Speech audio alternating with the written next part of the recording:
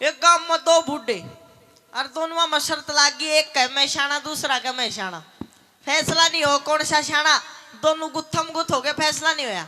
अब दोनों ने सलाह मिलाई कि भाई एक काम करो, दिल्ली वाली बस में बैठ लो और जो बिना किराया दिए बिना टिकट लिए दिल्ली पहुंच जाएगा वो ही शाना। एक बुढ़ा आगे चढ़ लिया, एक पाछा चढ़ लिया। अब पहले बुढ़े दौरा कंडक्टर आया, आगे बोला ताऊ टिकट काट।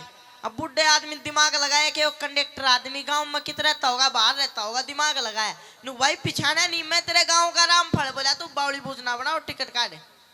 अब ताऊ ने सोची और टेक्निक काम नहीं करी और दिमाग घुमाया। बोला भाई एक बात बता, जब इस बस में तेरी बाण बैठ जाओ उसका टिकट लेगा तू? कंडक्टर बोला ना ताऊ, उसने तो मान सम्मान के 11 रुपए भी दूंगा, चाय भी पियाऊंगा, केले भी दुआऊंगा, टिकट भी नहीं लू। वो ताऊ बोला भाई एक काम कर, तू 11 रुपया की बिटाल कर, चा की बिटाल कर, केला की बिटाल कर, टिकट छोड़ दे। नु सोच ले बस में तेरी बाण बैठ गई थी।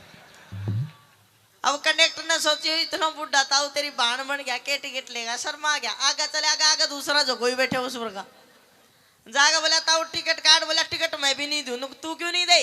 नुक तनु सागले बुढ़े की नीली, नुक वो मेरी बाण बन गया नु नीली। बोला मैं भी नहीं दूं फिर। बोला तू क्यों नहीं दे? नुक नू सोच लिया बस मैं तेरी बाण गया, तेरा जीजा भी बैठ गया था नुक। तो